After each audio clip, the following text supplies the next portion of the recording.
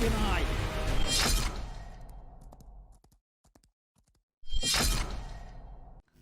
മരണത്തെ ജയിച്ച് ഉയർത്തെഴുന്നേറ്റ ദൈവപുത്രനായ യേശു ക്രിസ്തുവിൻ്റെ നിസ്തുല്യമായ നാമത്തിൽ ഞങ്ങളുടെ എല്ലാ പ്രേക്ഷകർക്കും ട്രൂത്ത് ഫൈറ്റേഴ്സിൻ്റെ സ്നേഹ വന്ദനങ്ങൾ.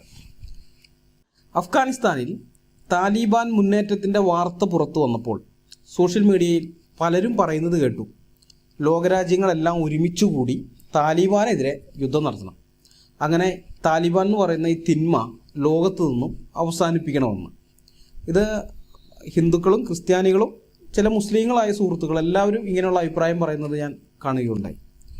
അപ്പോൾ ഇങ്ങനൊരു അഭിപ്രായം പലരും പറയാൻ കാരണം എന്താണെന്ന് വെച്ച് കഴിഞ്ഞാൽ, അഫ്ഗാനിസ്ഥാൻ നാഷണൽ ക്രിക്കറ്റ് ടീം ക്യാപ്റ്റനും സൺറൈസേഴ്സ് ഹൈദരാബാദിന് വേണ്ടി IPL കളിക്കുന്ന വ്യക്തിയുമായ റാഷിദ് ഖാൻ, അദ്ദേഹം ലോക നേതാക്കളോട് സഹായം അഭ്യർത്ഥിച്ചുകൊണ്ട് ചെയ്ത ഒരു ട്വീറ്റായിരുന്നു. ട്വിറ്ററിൽ അദ്ദേഹം പോസ്റ്റ് ഇട്ടതാണ്. ആ ട്വീറ്റിൻ്റെ സ്ക്രീൻഷോട്ടാണ് നിങ്ങൾ ഈ കാണുന്നത്. അദ്ദേഹം അതിൽ പറയുന്നത്, പ്രിയപ്പെട്ട ലോക നേതാക്കളെ, എൻ്റെ രാജ്യം നാശത്തിലാണ്.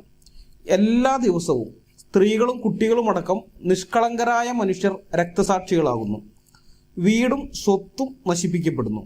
ആയിരക്കണക്കിന് കുടുംബങ്ങൾ ചിതറിക്കപ്പെട്ടിരിക്കുന്നു. ഞങ്ങളെ ഇവിടെ ഉപേക്ഷിച്ചു പോകരുതേ. അഫ്ഗാനികളെ കൊല്ലുന്നത് നിർത്തുക. അഫ്ഗാനിസ്ഥാനെ നശിപ്പിക്കുന്നത് അവസാനിപ്പിക്കുക. ഞങ്ങൾക്ക് സമാധാനം വേണം എന്നാണ് റഷീദ് ഖാൻ ട്വീറ്റ് ചെയ്തിരിക്കുന്നത്. ഈ ട്വീറ്റ് ചിലർ ഫേസ്ബുക്കിൽ പോസ്റ്റ് ചെയ്തപ്പോൾ നടന്ന ചർച്ചകളിലാണ് ഞാൻ ആദ്യം പറഞ്ഞ അഭിപ്രായം പലരും പറയുന്നത് കേട്ടത്. ലോകരാജ്യങ്ങൾ ഒരുമിച്ചുകൂടി താലിബാനെ ഇല്ലാതാക്കണമെന്ന അഭിപ്രായം ഞാൻ ഈ അടുത്ത് കേട്ടതിൽ ഏറ്റവും വലിയ വിവരക്കേടാണ്. ഈ ആളുകൾ പറയുന്നത് പോലെ ലോകരാജ്യങ്ങളെല്ലാം ചേർന്ന് താലിബാനെ ഉന്മൂലനം ചെയ്തു കഴിഞ്ഞാലും എന്ത് പ്രയോജനമാണ് ഉണ്ടാകാൻ പോകുന്നത്? അഫ്ഗാനിസ്ഥാനിൽ സമാധാനം വരുമെന്ന് നിങ്ങൾക്ക് തോന്നുന്നുണ്ടോ? അഫ്ഗാനിസ്ഥാനിലെ മുസ്ലിങ്ങളുടെ കയ്യിൽ ഖുർആൻ എന്ന യുദ്ധപുസ്തകമുള്ള കാലത്തോളം, ആ യുദ്ധപുസ്തകത്തിന് എല്ലാവിധ പിന്തുണയും കൊടുക്കുന്ന ഹദീസുകൾ ഉള്ള കാലത്തോളം ലോകരാജ്യങ്ങൾ ഒത്തുകൂടി താലിബാനെ നശിപ്പിച്ചാലും ഒരു കാര്യവും ഇല്ല. കമ്മലിട്ടവും പോയാൽ കടുക്കനിട്ടവും വരും എന്ന് കാരണവന്മാർ പറയാറുണ്ടല്ലോ. അതുപോലെ താലിബാൻ പോയാൽ പുറകെ വരുന്നത് അതിനേക്കാളും ക്രൂരത നിറഞ്ഞ ടീമായിരിക്കും. അത് ഉറപ്പാണ്. വ്യക്തികളെ നിങ്ങൾ എത്ര ഇല്ലാതാക്കിയാലും ശരി, ഐഡിയോളജി ഉണ്ടല്ലോ, ഇസ്ലാം എന്ന് പറയുന്ന ഐഡിയോളജി അവിടെ ഉള്ള കാലത്തോളം ആ ഐഡിയോളജിയിൽ ആകൃഷ്ടരായി അടുത്ത തലമുറ രംഗത്ത് വരും. മൂക്കിലെ രോമം കളഞ്ഞതുകൊണ്ടേ ആളുടെ ഭാരം കുറയൊന്നുമില്ല, മനസ്സിലായി? അപ്പോൾ താലിബാനെ ഇല്ലാതാക്കിയത് കൊണ്ട് ഇസ്ലാമിക ഭീകരത ലോകത്ത് നിന്ന് ഇല്ലാതാവില്ല. ഇസ്ലാം എന്ന പൈശാചികതയിൽ നിന്ന് രക്ഷപ്പെടണമെങ്കിൽ ആദ്യം ചെയ്യേണ്ടത് ഇസ്ലാം എന്ന ഐഡിയോളജിയെ നശിപ്പിക്കുക എന്നുള്ളതാണ്. ആ ഐഡിയോളജിയെ ഭൂമുഖത്ത് നിന്ന് തന്നെ ഇല്ലാതാക്കുക എന്നുള്ളതാണ്. ഇന്ന് അഫ്ഗാൻ ജനത ഈ അനുഭവിക്കുന്നതേ അവരുടെ പ്രവൃത്തിയുടെ അനന്തരഫലമാണ്. താലിബാൻ അധികാരത്തിലിരുന്ന സമയത്ത് അഫ്ഗാനിസ്ഥാനിലെ മുസ്ലിങ്ങൾ ശരിക്കും മനസ്സിലാക്കിയിട്ടുണ്ട് യഥാർത്ഥ ഇസ്ലാം എന്ന് പറഞ്ഞാൽ എന്താണ് എന്നുള്ള കാര്യം. ഇസ്ലാമിന് സമ്പൂർണമായ അധികാരം കിട്ടിയിടത്ത്, അഥവാ മുഹമ്മദും സ്വഹാബിമാരും കാണിച്ചു കൊടുത്ത യഥാർത്ഥ ഇസ്ലാം പ്രായോഗികമാക്കുന്ന ഇടത്ത് മനുഷ്യരുടെ എല്ലാവിധമായ സന്തോഷത്തെയും സ്വാതന്ത്ര്യത്തെയും അത് ഹനിക്കുമെന്നും, അങ്ങനെയുള്ള ആ ഒരു രാജ്യം അത് സ്ത്രീകളുടെയും കുട്ടികളുടെയും ശവപ്പറമ്പാണെന്നും അഫ്ഗാനികൾ അനുഭവിച്ചറിഞ്ഞിട്ടുള്ളതാണ്. നമ്മളൊക്കെ അത് വായിച്ചറിയല്ലേ ചെയ്തിട്ടുള്ളൂ.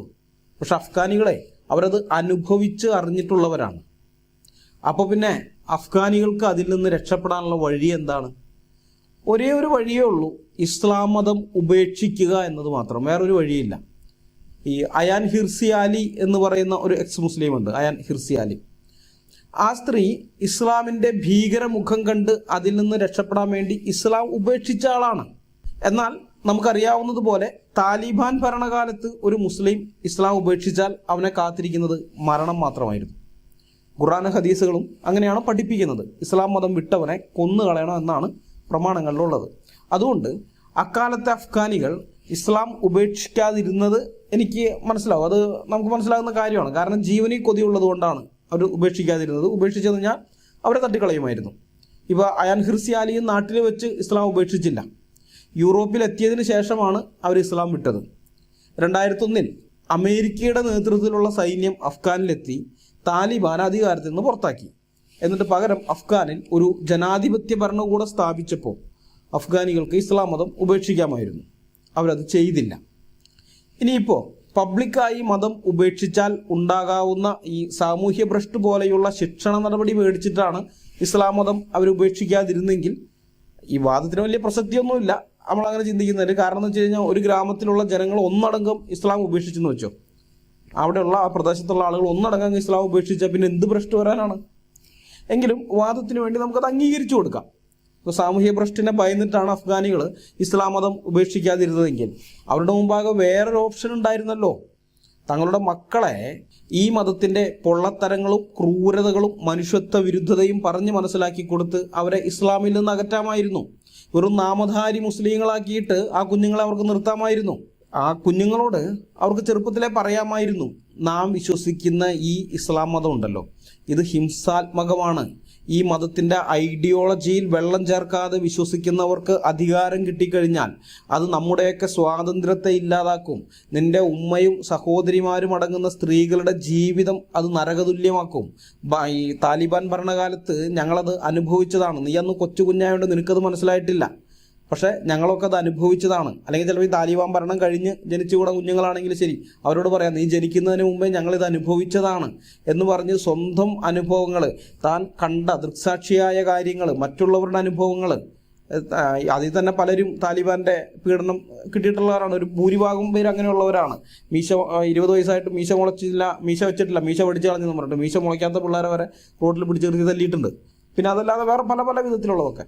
അപ്പോൾ ഇതൊക്കെ ഓരോന്ന് പറഞ്ഞു കൊടുത്ത് ആ കുഞ്ഞുങ്ങളോട്, ആ ശൈശവ പ്രായത്തിലേ തന്നെ ആ കുഞ്ഞുങ്ങളോട് ഇതൊക്കെ പറഞ്ഞു കൊടുത്ത് ഇസ്ലാം മതം എന്ന് പറയുന്നത് ഇത്രയേ ഉള്ളൂ, ഇത് നമുക്കൊരു ഊരാക്കുടുക്കാണ്, നമ്മൾ നിർഭാഗ്യവശാൽ ഇതിനകത്ത് ജനിച്ചു പോയതുകൊണ്ട് വേറെ നിവൃത്തിയില്ലാത്തതുകൊണ്ടാണ് മോനെ എന്നൊക്കെ പറഞ്ഞ് മക്കളെ അങ്ങനെ ആ വിധത്തിൽ പറഞ്ഞു കൊടുത്ത് വളർത്തണമായിരുന്നു. അവരത് ചെയ്തില്ല.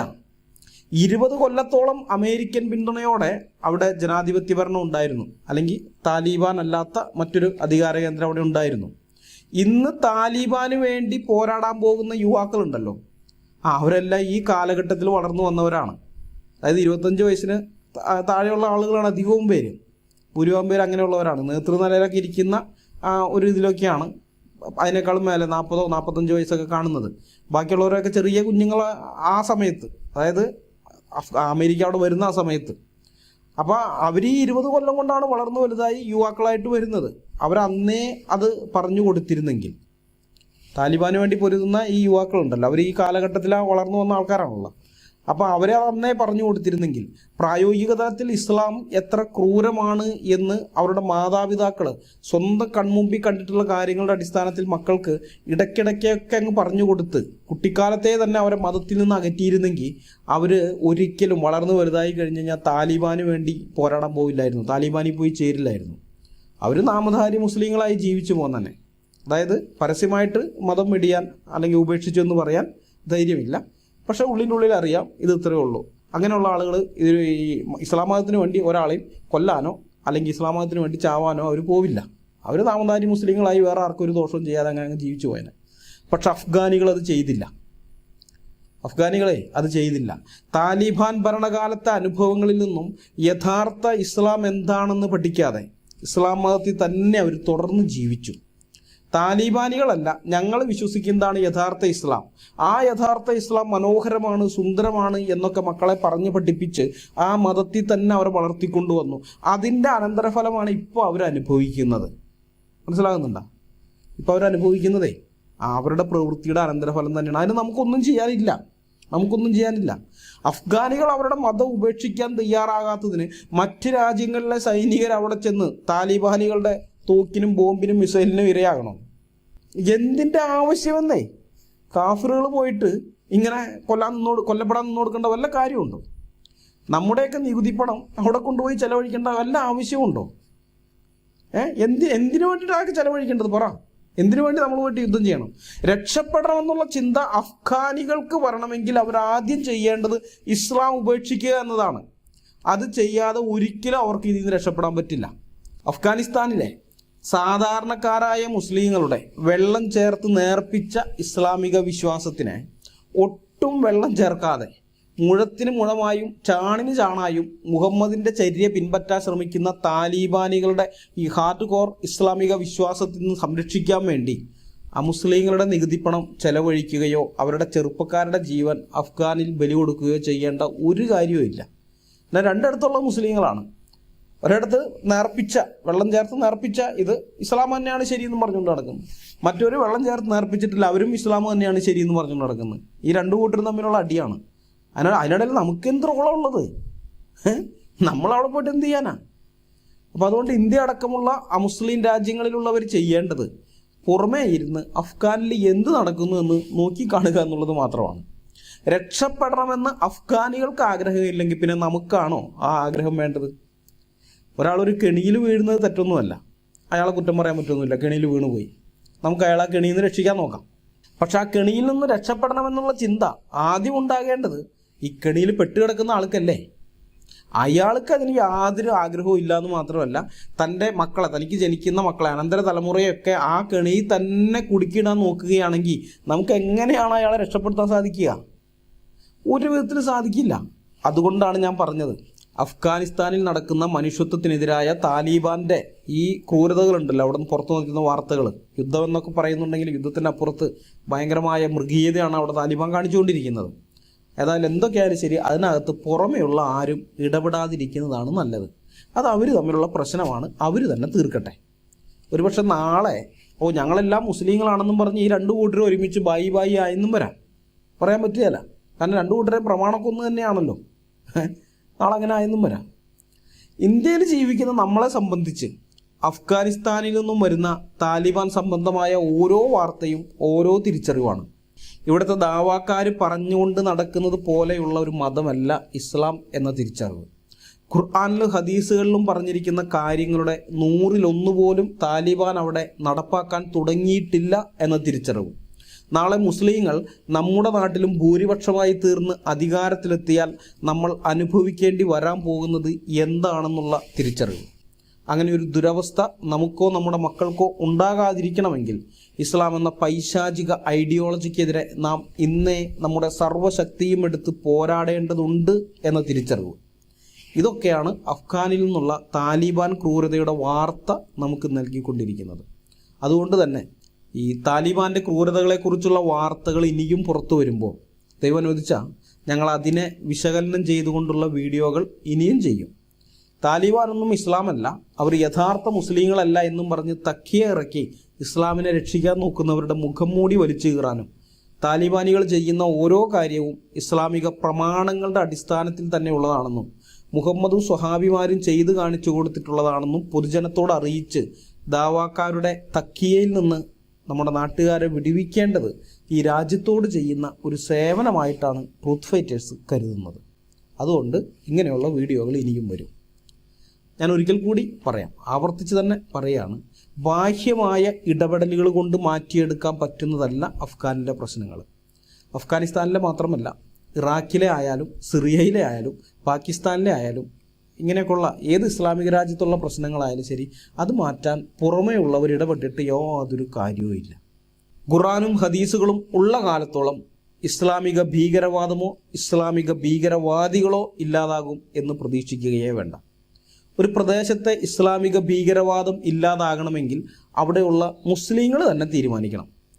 ആ മുസ്ലിങ്ങൾ ഇടപെട്ട് ബാഹ്യമായ എന്തെങ്കിലും മാറ്റം അവിടെ കൊണ്ടുവന്നാലും അത് നിലനിൽക്കുകയില്ല. ചിലപ്പോൾ കുറച്ച് വർഷങ്ങൾ അവിടെ സമാധാനം ഉണ്ടായെന്ന് വരാം, കാര്യമില്ല, വീണ്ടും അടുത്ത ടീം വരും. കാരണം ഐഡിയോളജി അവിടെ അങ്ങനെ നിൽക്കുകയാണല്ലോ. ആ ഐഡിയോളജി പറയുന്നത് അത് ഫോളോ ചെയ്ത് സ്വർഗത്തിലെ ഹൂറികളെ കിട്ടണമെന്ന് ആഗ്രഹിച്ച് നടക്കുന്നവർ അവർ വരും. അതിൽ പറഞ്ഞിരിക്കുന്ന ഐഡിയോളജി അനുസരിച്ച് അവിശ്വാസികളെ കൊന്നുകളയാൻ വേണ്ടി, മുസ്ലിങ്ങളോട് യുദ്ധം ചെയ്യാൻ വേണ്ടി, പിന്നെ പരസ്പരം പോരാടാനൊക്കെ. ഈ പരസ്പരം പോരാടുന്നൊക്കെയും പ്രമാണത്തിൻ്റെ അടിസ്ഥാനത്തിലാണ്. അതിനൊക്കെ പ്രമാണമുണ്ട്, വെറുതെ ഒന്നും എല്ലാവരും ചെയ്യുന്നത്. അപ്പോൾ മാറ്റം വരേണ്ടതേ പുറത്തല്ല, ബാഹ്യമായി പുറമേ നിന്ന് ആരെങ്കിലും കൊണ്ടുവരുന്ന മാറ്റം അല്ലെങ്കിൽ പുറത്ത് നമ്മൾ കാണലെ കുറച്ച് നാളത്തേക്ക് ഉണ്ടാകുന്ന മാറ്റമൊന്നുമല്ല. മാറ്റം വരേണ്ടത് അകത്താണ്. ആന്തരികമായ മാറ്റം ഓരോ വ്യക്തിയുടെയും ഉള്ളിൽ വരണം. ഞാൻ കുട്ടിക്കാലം മുതലേ വിശ്വസിച്ചുകൊണ്ട് നടക്കുന്ന വലിയ കാര്യമായി ഞാൻ പരിഗണിക്കുന്ന ഇസ്ലാം എന്ന ഈ മതം എനിക്കും എൻ്റെ ചുറ്റുപാടുള്ളവർക്കും അവസാനിക്കാത്ത ദുരിതങ്ങൾ മാത്രം സമ്മാനിക്കുന്ന ഒരു നാശകോടാലിയാണ് എന്ന് ആ പ്രദേശത്തെ ഓരോ മുസ്ലിമും മനസ്സിലാക്കി അത് ഉപേക്ഷിച്ച് കളയണം. എങ്കിൽ മാത്രമേ ഇസ്ലാമിക ഭീകരവാദം ആ പ്രദേശത്ത് നിന്ന് ഇല്ലാതാവുകയുള്ളൂ. അതല്ലാതെ പുറമേയുള്ളവർ വന്ന് അവിടെ എന്തൊക്കെ ചെയ്തു കൊടുത്തു എന്ന് പറഞ്ഞിട്ടും ഒരു പ്രയോജനവും ഇല്ല. അവിടെ എത്ര സ്കൂൾ കെട്ടിക്കൊടുത്തു എന്ന് പറഞ്ഞിട്ട് പ്രയോജനമില്ല, കോളേജ് കെട്ടിക്കൊടുത്തോ പ്രയോജനമില്ല, എന്തൊക്കെ ചെയ്താലും പ്രയോജനമില്ല. കാരണം ഐഡിയോളജി അവർ ഇതിനേക്കാളൊക്കെ വലുതായിട്ട് ഈ ഭൗതിക ലോകത്തെ ഈ വിദ്യാഭ്യാസത്തിനേക്കാളും അല്ലെങ്കിൽ പ്രൊഫഷൻ എന്താണോ ആ പ്രൊഫഷനേക്കാളും ഇതിനൊക്കെ വലുതായിട്ട് കാണുന്നത് അതാണ്. ഇപ്പോൾ നമ്മുടെ ഇവിടെ നിന്ന് തന്നെ ഒരു ഡോക്ടർ, കാസർഗോഡ് ഭാഗത്തുനിന്ന് ഒരു ഡോക്ടർ അഫ്ഗാനിസ്ഥാനിൽ പോയി പൊട്ടിത്തെറിച്ചൊക്കെ അറിയാമല്ലോ. ഡോക്ടർ നാട്ടുകാരൊക്കെ ബഹുമാനിക്കുന്ന ഒരു പ്രൊഫഷനാണത്. പക്ഷെ അതിനേക്കാളും വലുതായിട്ട് അയാൾ കരുതിയ എന്താണ്? അള്ളാൻ്റെ ദീനാണ്. പോയി പൊട്ടിത്തെറിക്കും. ഇങ്ങനെ ഇഷ്ടം പോലെയുണ്ട് ഉദാഹരണങ്ങൾ നമ്മൾ നോക്കിയാൽ. ഈ മലാല യൂസഫ്സായി പറഞ്ഞു, വിദ്യാഭ്യാസം കൊടുത്താൽ മതി, തീവ്രവാദം വെടിയുണ്ട കൊണ്ട് നിങ്ങൾക്ക് ഭീകരവാദികളെ ഇല്ലാതാക്കാം, വിദ്യാഭ്യാസം കൊണ്ട് ഭീകരവാദത്തെ ഇല്ലാതാക്കാമെന്ന്. തെറ്റാണ്. സെക്യുലർ വിദ്യാഭ്യാസം കൊണ്ടൊന്നും ഭീകരവാദത്തെ ഇല്ലാതാക്കാനൊന്നും പറ്റുകയില്ല. ഇല്ലാതാണെങ്കിൽ ഇസ്ലാം ഉപേക്ഷിക്കാൻ തന്നെ വേണം. ഒസാമ ബിൻ ലാദൻ അയാൾ കോടീശ്വരനാണെന്ന് മാത്രമല്ല, പ്രൊഫഷണലി അയാൾ ഒരു എഞ്ചിനീയറാണ്, വിദ്യാഭ്യാസം ഇല്ലാത്ത ആളൊന്നുമല്ല. അല്ലെങ്കിൽ ഐമൻ അൽ സവാഹിരി ഈജിപ്തിലെ ഡോക്ടറാണ്. ഇങ്ങനെയൊക്കെയുള്ള ഇതിൻ്റെ ടോപ്പിലിരിക്കുന്ന ആൾക്കാരെയൊക്കെ നോക്കി ഇവർക്കെല്ലാം നല്ല സെക്യുലർ വിദ്യാഭ്യാസം കിട്ടിയിട്ടുണ്ട്. അപ്പോൾ ഇത്രയും സെക്യുലർ വിദ്യാഭ്യാസമൊക്കെ കിട്ടിയിട്ടും അവർ അത് വിട്ട് കളഞ്ഞ് പോകുന്നത് എന്താണ്?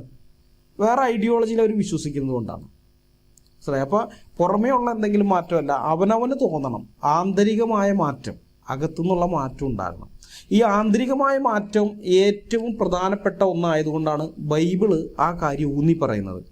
മാനസാന്തരപ്പെടുക എന്ന് മനുഷ്യരോടുള്ള ബൈബിളിൻ്റെ കൽപ്പനയുടെ പ്രാധാന്യം ഇവിടെയാണ് വെളിവാകുന്നത്. മാനസാന്തരം എന്ന് പറഞ്ഞാൽ ആന്തരികമായി ഒരു വ്യക്തിയുടെ ഉള്ളിലുണ്ടാകുന്ന മാറ്റമാണ്, അയാളുടെ മനസ്സിലുണ്ടാകുന്ന മാറ്റമാണ്. ഒരാൾക്ക് വേണമെങ്കിൽ നിങ്ങളിൽ ബാഹ്യമായ മാറ്റങ്ങൾ വരുത്താം. ഒരുപക്ഷെ ഇപ്പോൾ മേക്കപ്പ് ചെയ്ത് താൽക്കാലികമായിട്ട് നിങ്ങളുടെ ബാഹ്യമായിട്ടുള്ള രൂപത്തിന് മാറ്റം വരുത്താം, അല്ലെങ്കിൽ പ്ലാസ്റ്റിക് സർജറി ചെയ്ത് സ്ഥിരമായി നിങ്ങളുടെ ബാഹ്യരൂപത്തിന് മാറ്റം വരുത്താം. പക്ഷെ അപ്പോഴും അകത്തെ ആൾ നിങ്ങൾ തന്നെയാണ്. മനസ്സിലായി? അകത്തെ ആൾ നിങ്ങൾ തന്നെയല്ലേ, നിങ്ങൾക്കൊരു മാറ്റവും വരുന്നില്ല. അകത്തുള്ള യഥാർത്ഥ ആ വ്യക്തിക്ക് ഒരു മാറ്റവും വരുന്നില്ല. ആ അകത്തുള്ള ആൾക്ക് മാറ്റം വരണമെങ്കിൽ അതിനെന്ത് വേണം? അവിടെയാണ് മാനസാന്തരം എന്ന് പറയുന്ന സംഗതി, അല്ലെങ്കിൽ ആന്തരികമായ മാറ്റം എന്ന് പറയുന്നുണ്ടല്ലോ, അത് ഉണ്ടാകണം. അങ്ങനെ ഒരു ആന്തരികമായ മാറ്റം നിങ്ങളുടെ ഉള്ളിൽ വന്നു കഴിഞ്ഞാൽ നിങ്ങൾ ഒരിക്കലും പഴയ ആളായിരിക്കില്ല. നിങ്ങളുടെ ബാഹ്യരൂപം പഴയത് തന്നെയായിരിക്കും, അതിനൊരു മാറ്റവും ഉണ്ടാകില്ല. എന്നാൽ നിങ്ങൾ എന്ന വ്യക്തി ഉണ്ടല്ലോ, ആ വ്യക്തി മാറിയിട്ടുണ്ടാകും. ഒരുവൻ ക്രിസ്തുവിലായാൽ അവൻ പുതിയ സൃഷ്ടിയാകുന്നു എന്ന് ബൈബിൾ പറയുന്നത് പുറമേയുള്ള മാറ്റത്തിനെയല്ല, ആന്തരികമായ മാറ്റത്തിനെയാണ്. ആന്തരികമായിട്ടുള്ള മാറ്റമുണ്ടല്ലോ, അതാണ് പറയുന്നത് പുതിയ സൃഷ്ടി എന്ന് പറയുന്നത്. ഞാൻ ക്രിസ്തുവിൽ വരുന്നതിന് മുമ്പും വന്നതിന് ശേഷവും എൻ്റെ ഈ ബാഹ്യമായ രൂപത്തിൽ അധികം മാറ്റമൊന്നും വന്നിട്ടില്ല. പ്രായം കുറച്ച് കൂടി കഴിഞ്ഞപ്പോൾ തടി വെച്ചു എന്നല്ലാതെ വേറെ ഒരു മാറ്റവും എൻ്റെ ബാഹ്യരൂപത്തിന് വന്നിട്ടില്ല. എന്നാൽ ആന്തരികമായി ഞാൻ ഒരുപാട് മാറിയിട്ടുണ്ട്. എന്നെപ്പോലെയുള്ള അനേകരെ എനിക്ക് പരിചയമുണ്ട്, ഇതേപോലെ ആന്തരികമായി മാറിയവർ.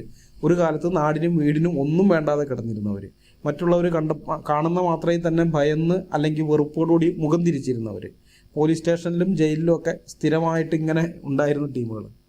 പക്ഷേ ക്രിസ്തു അവരിലേക്ക് വന്നപ്പോൾ, സുവിശേഷം അവർ വിശ്വസിച്ചപ്പോൾ, അതിനെ അംഗീകരിച്ചപ്പോൾ, യേശു ക്രിസ്തുവിനെ കർത്താവായി സ്വീകരിച്ചപ്പോൾ അവരുടെ അകത്ത് മാറ്റമുണ്ടായി, ആന്തരികമായ മാറ്റം വന്നു. അങ്ങനെയുള്ള ആ ഒരു മാറ്റം മുസ്ലിങ്ങളുടെ ഇടയിൽ വരാത്ത കാലത്തോളം ഈ ഇസ്ലാമിക ഭീകരവാദം അവസാനിക്കുകയില്ല. ആളുകൾ അക്രമത്തിൽ നിന്ന് പിന്തിരിഞ്ഞ് സമാധാനത്തിൻ്റെ പാതയിലേക്ക് വരുന്നതിൽ ആന്തരികമായ മാറ്റത്തിനുള്ള പ്രാധാന്യം മനസ്സിലാക്കാൻ ഞാൻ നിങ്ങൾക്ക് വേറൊരു കൂട്ടരുടെ ചരിത്രം പറഞ്ഞു തരാം. ഒരുപക്ഷെ ഇവരുടെ ചരിത്രം നിങ്ങളിൽ പലർക്കും അറിയാമെന്ന് ഞാൻ വിചാരിക്കുന്നു. കാരണം ഇവരെക്കുറിച്ച് പല സീരീസുകളൊക്കെ ഉണ്ട്. ആ സീരീസെല്ലാം ഇന്ന് നെറ്റിൽ ലഭ്യമായതുകൊണ്ട് നിങ്ങൾ കണ്ടിട്ടുണ്ടാവുമെന്ന് വിചാരിക്കുന്നു. വൈക്കിങ്ങുകൾ എന്ന് ചരിത്രത്തിൽ അറിയപ്പെട്ടിരുന്ന ഒരു ജനതയുണ്ട്, വൈക്കിങ്ങുകൾ. സ്കാൻഡിനേവിയൻ പ്രദേശത്ത് നിന്നാണ് വൈക്കിങ്ങുകളുടെ ഉദയം. അതായത് ഇന്നത്തെ ഡെൻമാർക്ക്, നോർവേ, സ്വീഡൻ പ്രദേശങ്ങൾ. മനുഷ്യരാശി കണ്ടതിൽ വെച്ച് ഏറ്റവും ക്രൂരന്മാരായ ജനവിഭാഗങ്ങളിൽ ഒന്നായിരുന്നു വൈക്കിങ്ങുകൾ. അവരുടെ ശത്രുക്കൾ അവരെക്കുറിച്ച് എഴുതിയിട്ടുള്ള രേഖകളാണ് നമുക്കിന്ന് ലഭ്യമായിരിക്കുന്നത്. AD 8-ാം നൂറ്റാണ്ട് മുതൽ 11-ാം നൂറ്റാണ്ട് വരെ ഏതാണ്ട് 250 വർഷത്തിലധികം കാലം ലോകത്തെ ഉറപ്പിച്ചവരായിരുന്നു വൈക്കിങ്ങുകൾ. കടൽ കൊള്ളക്കാരായിട്ടാണ് പൊതുവെ അവരറിയപ്പെടുന്നതെങ്കിലും മികച്ച സമുദ്ര സഞ്ചാരികളായിരുന്നു അവർ. അറ്റ്ലാന്റിക് സമുദ്രത്തിലെ കൊടുങ്കാറ്റിലും തകരാത്ത കപ്പലുകൾ അവർക്കുണ്ടായിരുന്നു. അണിയത്ത് വ്യാളി മുഖമുള്ള വൈക്കിങ്ങുകളുടെ നീളൻ കപ്പലുകൾ അന്ന് കടൽ സഞ്ചാരികളുടെ പേടി സ്വപ്നമായിരുന്നു. കപ്പലുകളെ മാത്രമല്ല അവർ കൊള്ളയടിച്ചിരുന്നത്, പല രാജ്യങ്ങളുടെയും കടൽ തീരത്ത് വന്നിറങ്ങി ആ രാജ്യത്തുള്ള അല്ലെങ്കിൽ ആ കടൽ തീരത്ത് അവർക്ക് കിട്ടാവുന്നിടത്തുള്ള വെള്ളിയും പൊന്നും കൊള്ളയടിച്ചതോടൊപ്പം അവിടെയുള്ള സ്ത്രീകളെയും കുട്ടികളെയും അടിമകളായി ഇവർ പിടിച്ചുകൊണ്ടു പോകുമായിരുന്നു. പിന്നെ ദ്വീപുകൾ അത് ആക്രമിച്ച് അവിടെയുള്ളവർ ഇതേപോലെ കുറേ എണ്ണത്തിനെ കൊല്ലും, കുറേ എണ്ണത്തിന് അടിമകളായി പിടിക്കും, ചിലത് ആ ദ്വീപ് തന്നെ അവർ കയ്യേറുകയും ചെയ്യും. അനിയന്ത്രിതമായ ജനസംഖ്യാ വളർച്ച കാരണം സ്കാൻഡിനേവിയൻ പ്രദേശത്ത് നിന്ന് അവർ പുറത്തേക്ക് വളർന്നു. അവർ ഫിൻലൻഡിലേക്കും അതുപോലെ ഐസ്ലൻഡിലേക്കും ഫറോ ദ്വീപുകളിലേക്കും ഒക്കെ വൈക്കിങ്ങുകൾ കുടിയേറി ആ പ്രദേശങ്ങളിൽ അവരുടെ ആധിപത്യം സ്ഥാപിച്ചു.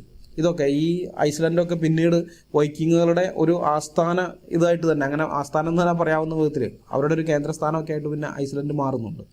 അതോടൊപ്പം തന്നെ റഷ്യൻ തീരം മുതൽ പസഫിക് സമുദ്രം വരെയുള്ള രാജ്യങ്ങളും ദ്വീപുകളും അവർ ആക്രമിക്കുകയും കൊള്ളയടിക്കുകയും ചെയ്യുന്നു. ഈ വൈക്കിങ്ങളെ നശിപ്പിക്കാൻ യൂറോപ്പിലെ പല രാജ്യങ്ങളുടെയും സൈന്യം, അവരുടെ സൈനികർ ഭയങ്കരമായിട്ട് ശ്രമിച്ചിട്ടുണ്ട്. കുറേ യുദ്ധങ്ങൾ വൈക്കിങ്ങളുമായിട്ട് നടത്തിയിട്ടുണ്ട്. പക്ഷേ ഒരു രക്ഷയുണ്ടായില്ല. വൈക്കിങ്ങളുടെ ചിലതൊക്കെ കപ്പലടക്കം ഇവർ കടലിൽ താഴ്ത്തി കളഞ്ഞിട്ടുണ്ട്. കാര്യമില്ല, അടുത്ത ടീംസ് വരും. വൈക്കിങ്ങൾ തന്നെ പല ഗോത്രങ്ങളുണ്ട്. അപ്പോൾ അവരിങ്ങനെ വന്നുകൊണ്ടേയിരിക്കുകയാണ്, വരുന്നു, കൊള്ളയടിക്കുന്നു, തിരിച്ചു പോകുന്നു. പിന്നെ കടലിലൂടെയൊക്കെ കച്ചവട കപ്പലൊക്കെ പോകുമ്പോൾ വരുന്നു, കൊള്ളയടിക്കുന്നു, പോകുന്നു. ഇങ്ങനെ ഈ വൈക്കിങ്ങുകളുടെ കണ്ണിൽ ചോരയില്ലാത്ത ക്രൂരതകൾ കാരണം യൂറോപ്പ് മുഴുവൻ അവരെ ഭയന്നു. അവർ വെറുതെ കൊള്ളയടിക്കുക മാത്രമല്ല, കൊള്ളയടിച്ചുകൊണ്ട് അവർക്കൊരു തൃപ്തി വരില്ലായിരുന്നു. ഒരു പകുതി അവരുടെ ജോലി പകുതിയായിട്ടുള്ളൂ, പൂർത്തിയായിട്ടില്ല എന്നുള്ള ചിന്തയാണ്.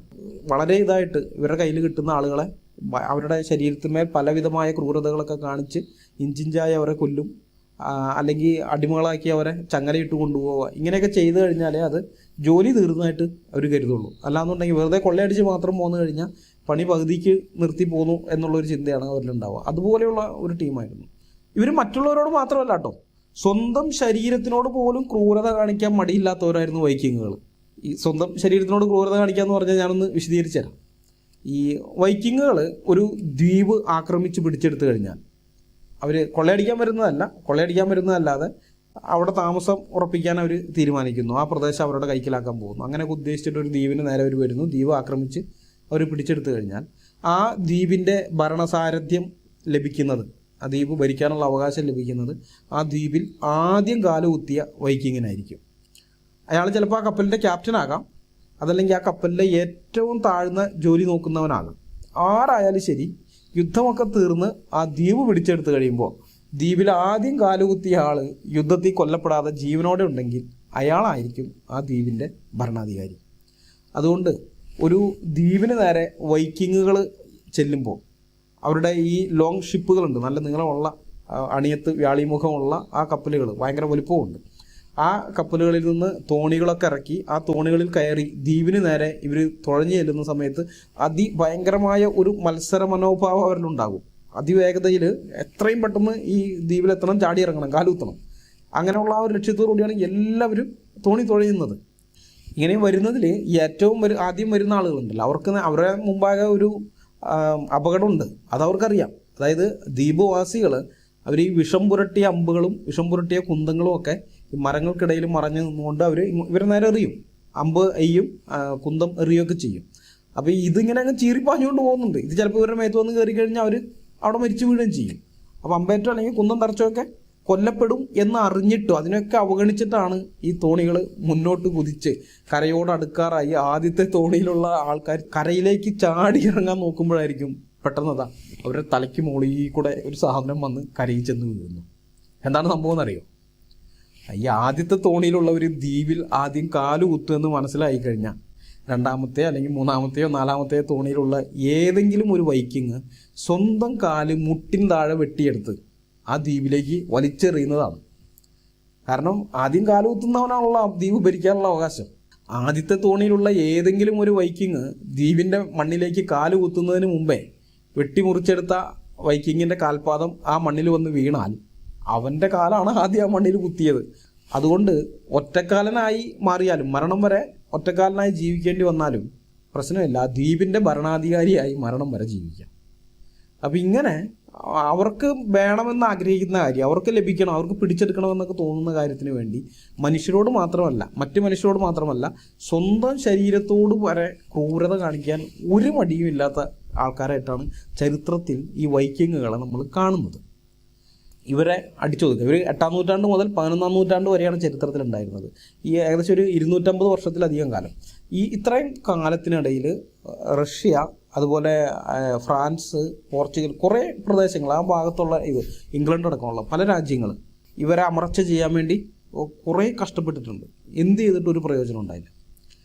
പിന്നീട് 10-ാം നൂറ്റാണ്ടായി കഴിഞ്ഞപ്പോൾ ഡെൻമാർക്കുകാരനായ ഒരു വൈക്കിംഗ് നേതാവ് ചുറ്റുമുള്ള മറ്റ് വൈക്കിംഗ് ഗോത്രങ്ങളെല്ലാം ഏകോപിപ്പിച്ച് ഇന്നത്തെ ഡെൻമാർക്കിനെ മുഴുവനായും പിന്നെ നോർവേയുടെ ചില ഭാഗങ്ങളൊക്കെ ഉൾക്കൊള്ളുന്ന ഒരു രാജ്യമാക്കി തീർത്ത് ആ രാജ്യത്തിൻ്റെ രാജാവായി മാറി അദ്ദേഹം.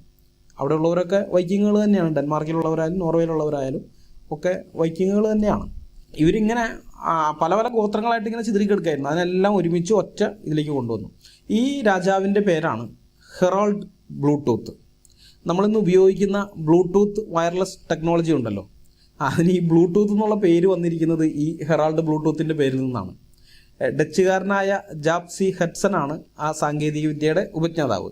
അദ്ദേഹം സ്വീഡനിലെ എറിക്സൺ കമ്പനിയിൽ ജോലി ചെയ്യുന്ന സമയത്താണ് മൊബൈൽ ഫോണുകളെ കമ്പ്യൂട്ടറുമായി ബന്ധിപ്പിക്കുന്ന ഈ വയർലെസ് ടെക്നോളജി വികസിപ്പിച്ചെടുക്കുന്നത്. ഇന്റലിലെ മൊബൈൽ കമ്പ്യൂട്ടിംഗ് എഞ്ചിനീയർ ആയിരുന്ന ജിം കർദാച്ചാണ് ഈ ടെക്നോളജിക്ക് ബ്ലൂടൂത്ത് എന്നുള്ള പേര് കൊടുക്കുന്നത്. ബ്ലൂടൂത്ത് എന്നുള്ള പേര് കൊടുക്കാൻ കാരണം ആ സമയത്ത് അദ്ദേഹം വൈക്കിങ്ങുകളെ കുറിച്ചുള്ള ദി ലോങ് ഷിപ്സ് എന്ന ഒരു ചരിത്ര നോവൽ വായിച്ചുകൊണ്ടിരിക്കുകയായിരുന്നു. അപ്പോൾ ഹെറാൾഡ് ബ്ലൂടൂത്ത് ഡെൻമാർക്കിലുള്ള എല്ലാ വൈക്കിംഗ് ഗോത്രങ്ങളെയും ഏകോപിപ്പിച്ച് ഒരൊറ്റ നേതൃത്വത്തിൻ്റെ കീഴിലേക്ക് കൊണ്ടുവന്നതുപോലെ പല ഫോണുകളെ ഏകോപിപ്പിച്ച് ഒരു നെറ്റ്വർക്കിലേക്ക് കൊണ്ടുവരുന്ന സംവിധാനത്തിന് കൊടുക്കാൻ പറ്റിയ ഏറ്റവും യോജിച്ച പേര് ബ്ലൂടൂത്ത് എന്നാണെന്ന് ജിം കൊർദോച്ചിന് തോന്നി. അതുമാത്രമല്ല, ഈ എറിക്സൺ എന്ന് പറയുന്നത് സ്വീഡൻ കമ്പനിയാണ്, സ്വീഡനിലുള്ളതാണ്, അതായത് സ്കാൻഡിനേവിയൻ രാജ്യത്തുള്ളതാണ്. അപ്പോൾ ഒരു സ്കാൻഡിനേവിയൻ രാജാവിൻ്റെ പേര് തന്നെ അതിനിരിക്കട്ടെ എന്നും അദ്ദേഹത്തിന് തോന്നി. ഞാനിതൊരു ഇൻഫർമേഷന് വേണ്ടി പറഞ്ഞതേ ഉള്ളൂ. നമുക്ക് വിഷയത്തിലേക്ക് മടങ്ങി വരാം.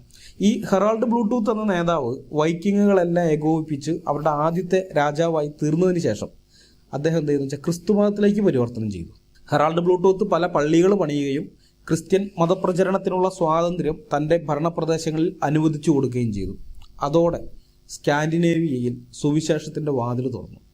വൈക്കിങ്ങുകളുടെയും മഗ്യാറുകളുടെയും നോർഡിക്കുകളുടെയും സോർസുകളുടെയും ഒക്കെ ഇടയിൽ സുവിശേഷം കടന്നു ചെന്നു. മാനസാന്തരപ്പെട്ട് സുവിശേഷത്തിൽ വിശ്വസിച്ച വൈക്കിങ്ങുകളുടെ ജീവിതത്തിൽ ഭയങ്കരമായ പരിവർത്തനം ഉണ്ടായിരുന്നു. ആ പരിവർത്തനം എന്ന് പറയുന്നത് അവരുടെ ഉള്ളിലുണ്ടായ, ഓരോ വ്യക്തികളുടെയും ഉള്ളിലുണ്ടായ ആന്തരിക പരിവർത്തനമായിരുന്നു, അല്ലാതെ പുറമേ നിന്നുള്ള എന്തെങ്കിലും ഇതല്ല, അവരുടെ ഓരോരുത്തരുടെയും ഉള്ളിലുണ്ടായതാണ്. ഹെറാൾഡ് ബ്ലൂടൂത്ത് ക്രിസ്തുമതത്തിലേക്ക് പരിവർത്തനം ചെയ്യുന്നത് 10-ാം നൂറ്റാണ്ടിലാണ്. പിന്നീട് 11-ാം നൂറ്റാണ്ടായതോടെ വൈക്കിങ്ങുകൾ എന്ന ലോകം കണ്ട ഏറ്റവും ക്രൂരന്മാരായ കടൽ കൊള്ളക്കാർ ഭൂമിയിൽ നിന്ന് എന്നേക്കുമായി അപ്രത്യക്ഷരായി എന്നുള്ളതായിരുന്നു അതിൻ്റെ ഫലം. അതിനു മുമ്പുള്ള 3 നൂറ്റാണ്ടുകളിൽ യൂറോപ്പിലെ രാജ്യങ്ങളെല്ലാം വൈക്കിങ്ങുകളെ ഇല്ലാതാക്കാൻ പഠിച്ച പണി 18 നോക്കിയതാണ്, സാധിച്ചില്ല. യുദ്ധത്തിൽ അവർ പല വൈക്കിങ്ങുകളെയും കൊന്നു കളഞ്ഞിട്ടുണ്ട്. പക്ഷെ കാര്യമൊന്നും ഉണ്ടായില്ല. അടുത്ത കൂട്ടർ വരും. നേരത്തെ പറഞ്ഞല്ലോ, കപ്പലടക്കം മുക്കിക്കളഞ്ഞിട്ടുണ്ട്. കാര്യമില്ല. ഈ വൈക്കിങ്ങുകൾ തന്നെ അവരുടെ പ്രധാനപ്പെട്ട ആരെങ്കിലും മരിച്ചു കഴിഞ്ഞാൽ ശവസംസ്കാരം കടലിൽ വെച്ച് മരിക്കുന്നവർക്ക് അഭിമാനമാണ്, കടലിൽ വെച്ച് മരിക്കണമെന്ന് അവർ ആഗ്രഹിക്കുന്നത്.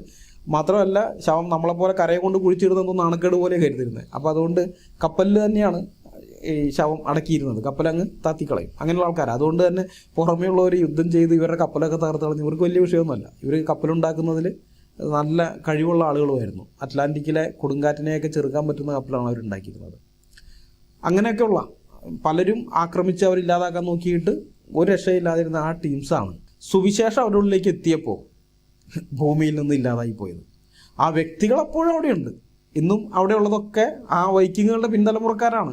Norway, Sweden, Denmark, Finland, Iceland, Faroe ദ്വീപുകൾ, അവിടെയൊക്കെയുള്ള ആളുകൾ ഈ വൈക്കിങ്ങുകളുടെയൊക്കെ പിന്തലമുറക്കാരാണ്. പക്ഷേ ആ സ്വഭാവം മാറിപ്പോയി അവരുടെ. മറ്റുള്ളവരെ ആക്രമിക്കുകയും കൊലപ്പെടുത്തുകയും ചെയ്യുന്ന, കൊള്ളയടിക്കുന്ന ഇതുണ്ടല്ലോ, അതൊക്കെ മാറി. സുവിശേഷം അവരുടെ ഉള്ളിലേക്ക് വന്നപ്പോൾ, അത് അവരുടെ അകത്തെ മനുഷ്യനെ രൂപാന്തരപ്പെടുത്തിയപ്പോൾ, ആന്തരികമായ ഒരു മാറ്റം അവരിലുണ്ടായി വന്നപ്പോൾ വൈക്കിങ്ങുകൾ മാറി. അവർ സമാധാനകാംക്ഷികളായി തീർന്നു. അവർ മറ്റുള്ളവരെ കൊല്ലുകയും കൊള്ളയടിക്കുകയും ചെയ്യുന്ന പരിപാടി അവസാനിപ്പിച്ചു. മറ്റു മനുഷ്യരെ സ്നേഹിക്കുന്ന ഒരു ജനതയായി അവർ രൂപാന്തരപ്പെട്ടു. സുവിശേഷം അവരെ അങ്ങനെ രൂപാന്തരപ്പെടുത്തി എന്നുള്ളതാണ് സത്യം. ഇന്ന് ലോകത്തെ ഏറ്റവും സമാധാനമുള്ള രാജ്യങ്ങളുടെ ലിസ്റ്റ് എടുക്കുമ്പോൾ അതിൽ 1-ാം സ്ഥാനത്ത് നിൽക്കുന്നത് ഐസ്ലാൻഡ് എന്ന ദ്വീപ് രാഷ്ട്രമാണ്.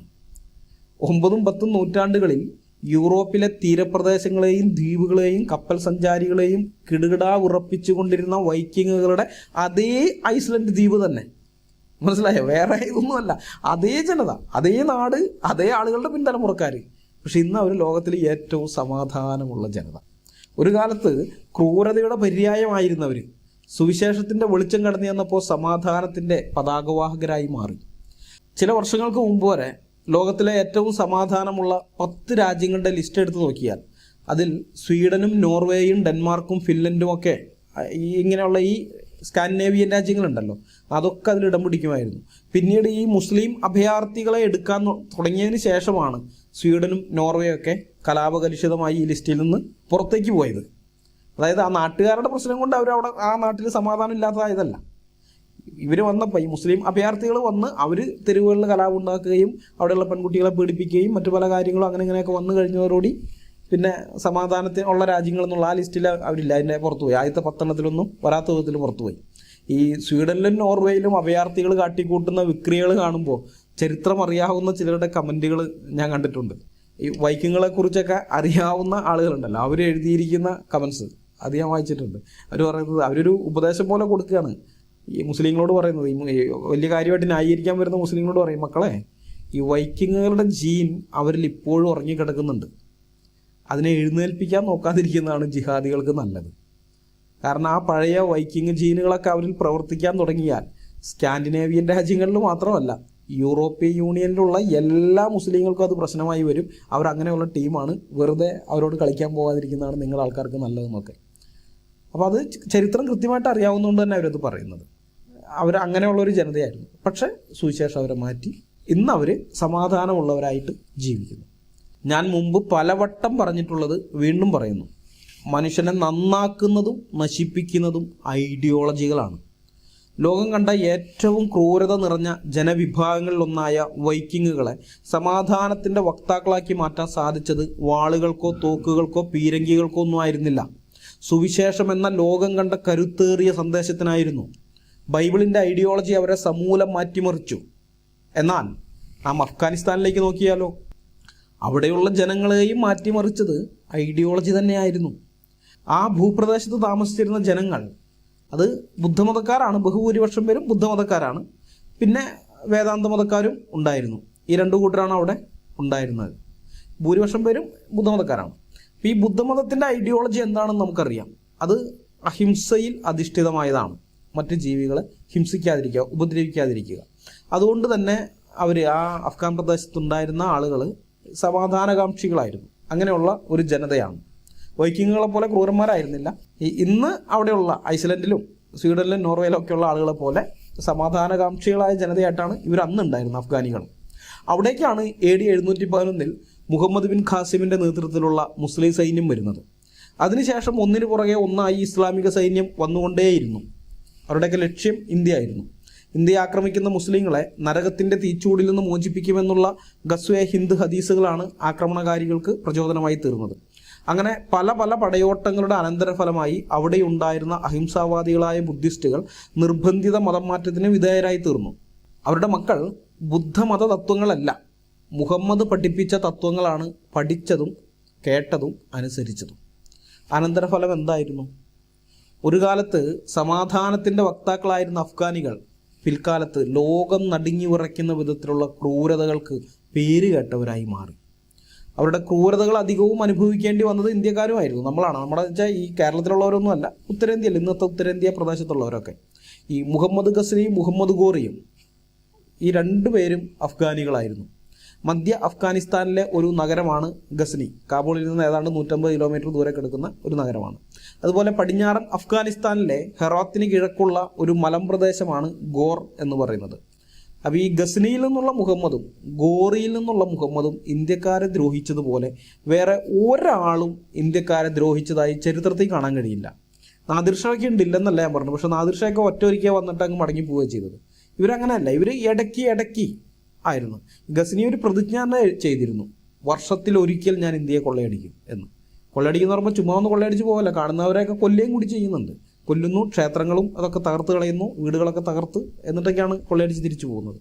അപ്പോൾ അങ്ങനെ കൊല്ലത്തിലൊരിക്കൽ എന്ന് അദ്ദേഹം പ്രതിജ്ഞ ചെയ്തെങ്കിലും അത് അങ്ങനെ തന്നെ പാലിക്കാൻ പറ്റിയില്ല. ഹിന്ദുക്കുഷ് പർവ്വതനിരയൊക്കെ കടന്നു വരേണ്ടതും കുറേ ബുദ്ധിമുട്ടൊക്കെ ഉള്ളതുകൊണ്ട് അദ്ദേഹത്തിന് അത് ഏകദേശം നമ്മൾ നോക്കിയാൽ ഒരു 1.5 വർഷത്തിന് ഇടയിൽ ഒരു കൊള്ള എന്നുള്ള നിലയിലാണ് അദ്ദേഹം നടത്തിയതെന്ന് കാണാനായിട്ട് സാധിക്കും. 10-17 പ്രാവശ്യം അവിടെ നിന്ന് ഗസ്നയിൽ നിന്ന് ഇന്ത്യയിൽ വന്ന് കൊള്ളയടിച്ച് പോയിട്ടുണ്ട്. അവസാനം വന്നത് സോമനാഥ ക്ഷേത്രം കൊള്ളയടിച്ചിട്ടാണ് പോയത്. അപ്പം നമ്മളൊന്ന് മനസ്സിലാക്കേണ്ട ആവശ്യമുണ്ട്.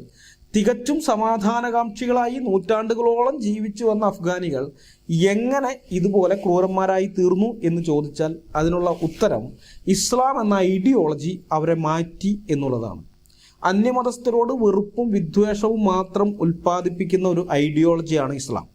അതുകൊണ്ട് തന്നെ ആ ഐഡിയോളജിയാൽ സ്വാധീനിക്കപ്പെടുന്ന ഏതൊരാളും പുറത്തു വിടുന്നത് ആ വെറുപ്പും വിദ്വേഷവും മാത്രമായിരിക്കും.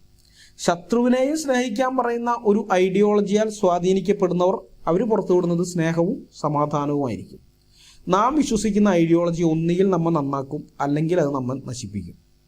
അഫ്ഗാനിസ്ഥാനിലെ പ്രശ്നങ്ങൾ അവസാനിക്കണം, അവിടെ സമാധാനം വരണമെന്നുണ്ടെങ്കിൽ താലിബാനികളും അല്ലാത്തവരുമായ അഫ്ഗാനികളെല്ലാം ആദ്യം ചെയ്യേണ്ട കാര്യം ഇസ്ലാം എന്ന ഐഡിയോളജി ഉപേക്ഷിക്കുക എന്നുള്ളതാണ്.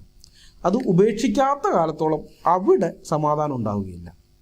വൈക്കിങ്ങുകൾ അതുവരെ തങ്ങൾ മുറുകെ പിടിച്ചിരുന്ന ഐഡിയോളജി വിട്ടുകളഞ്ഞു. എന്നിട്ട് ബൈബിളിൻ്റെ ഐഡിയോളജി ഹൃദയപൂർവ്വം സ്വീകരിച്ചു. ഫലം അവിടെ സമാധാനം ഉണ്ടായി എന്നുള്ളതാണ്. മാറ്റം ആന്തരികമായി ഉണ്ടാകണം. അതുണ്ടാകാത്ത കാലത്തോളം പുറമേ നിന്ന് എത്ര സഹായം കിട്ടിയിട്ടും കാര്യമില്ല. ഇപ്പോൾ ഈ അഫ്ഗാൻ സർക്കാർ ഇന്ത്യയോട് സഹായ അഭ്യർത്ഥന നടത്തിയിട്ടുണ്ട്. ആകാശത്ത് നിന്ന് താലിബാനികളുടെ മേൽ ബോംബിടാൻ ഇന്ത്യൻ വ്യോമസേനയുടെ സഹായമാണ് ചോദിച്ചിരിക്കുന്നത്. നമ്മളങ്ങനെ ഒരു സഹായം നൽകുന്നതിൽ യാതൊരു അർത്ഥവുമില്ല. എന്നേക്കുമായി അവിടെ സമാധാനം സ്ഥാപിക്കപ്പെടുമായിരുന്നെങ്കിൽ ഈ അവർ ചോദിച്ച ഈ സഹായത്തിന് നമ്മൾ മറുപടി കൊടുക്കുന്നില്ല, അല്ലെങ്കിൽ അവരെ സഹായിക്കാൻ ചെല്ലുന്നതിൽ ഒരർത്ഥമുണ്ട്. പക്ഷെ താലിബാനെ നമ്മൾ ഉന്മൂലനം ചെയ്ത് കഴിഞ്ഞാലും അവിടെയുള്ള ആളുകൾ വീണ്ടും തിരിച്ചു പോകുന്നത് ഖുറാനിലേക്ക് ഹദീസുകളിലേക്കും തന്നെ അല്ലേ, അല്ലാണ്ട് വേറൊരു ഐഡിയോളജിയിലേക്കല്ലല്ലോ.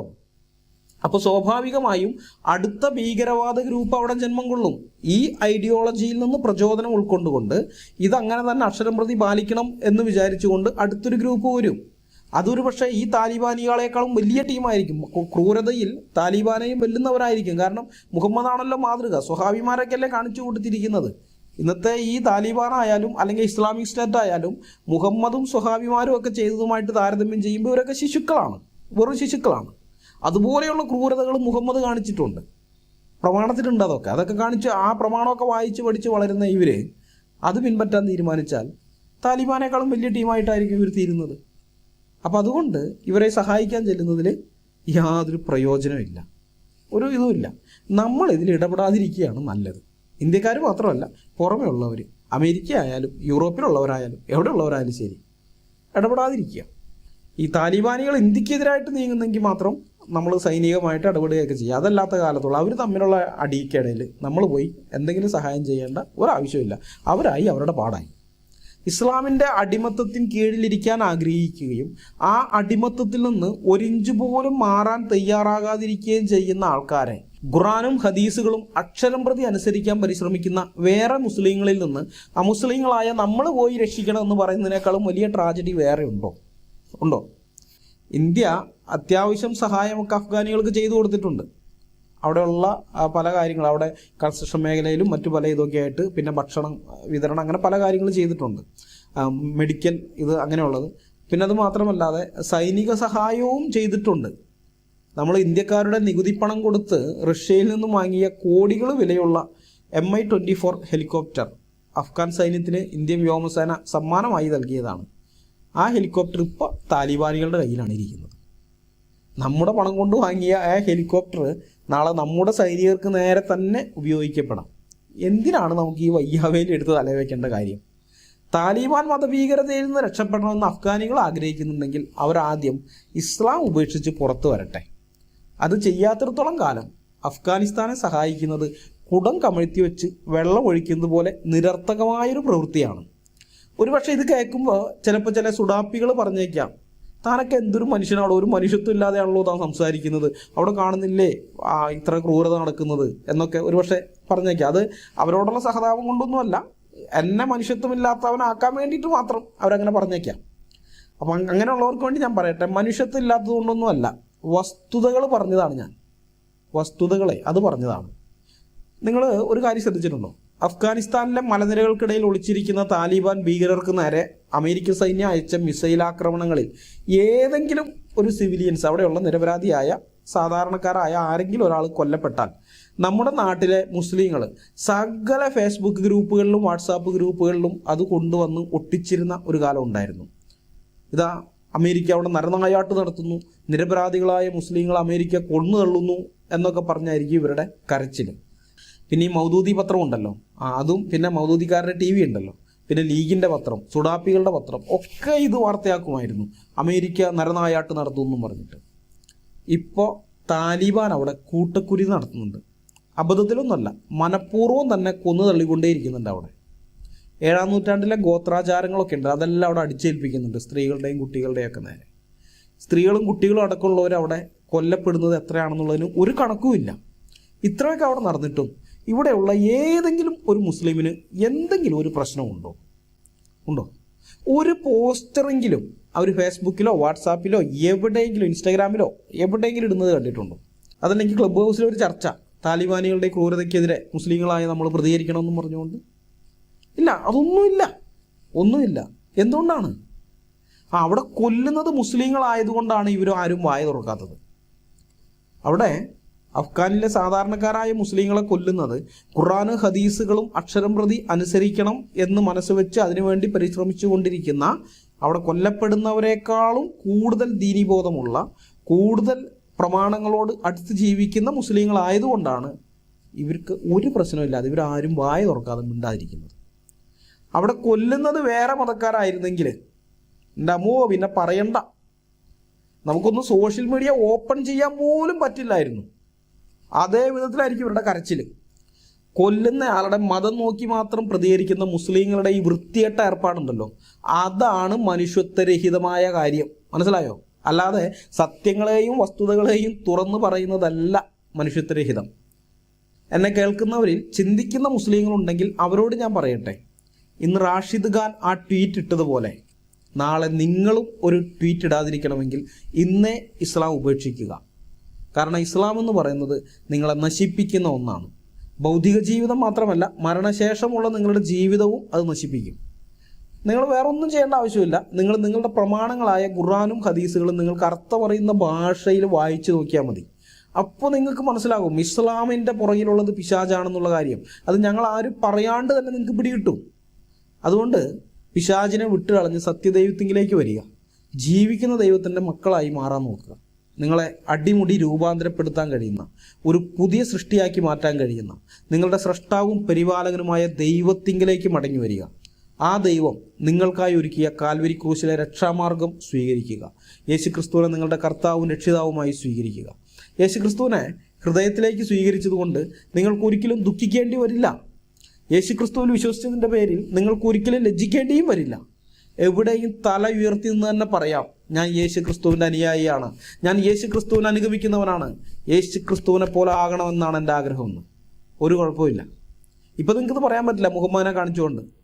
ഞാൻ മുഹമ്മദിൻ്റെ അനുയായിയാണ്, മുഹമ്മദിനെ അനുഗമിക്കുന്നവനാണ്, മുഹമ്മദിനെ പോലെ ആകണമെന്നാണ് എൻ്റെ ആഗ്രഹം എന്നൊക്കെ നിങ്ങൾ പറഞ്ഞു കഴിഞ്ഞാൽ നാട്ടുകാർ ഒന്നുകിൽ നിങ്ങളെ വിട്ട് പേടിച്ച് ഓടിപ്പോവും, അല്ലെങ്കിൽ അവർ നിങ്ങളെ ഓടിപ്പിച്ചു വിടും. അതാണ് സ്ഥിതി.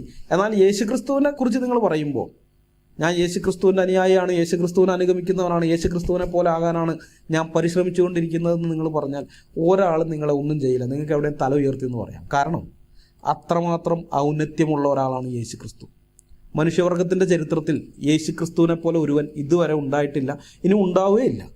സത്യദൈവവും നിത്യജീവനുമായ യേശുക്രിസ്തുവിനെ കർത്താവും രക്ഷിതാവുമായി ഹൃദയത്തിലേക്ക് സ്വീകരിച്ച് ദൈവമക്കളാകാൻ നിങ്ങളെ ബുദ്ധി ഉപദേശിച്ചുകൊണ്ട് ഞങ്ങൾ ഈ വീഡിയോ ഇവിടെ അവസാനിപ്പിക്കുകയാണ്.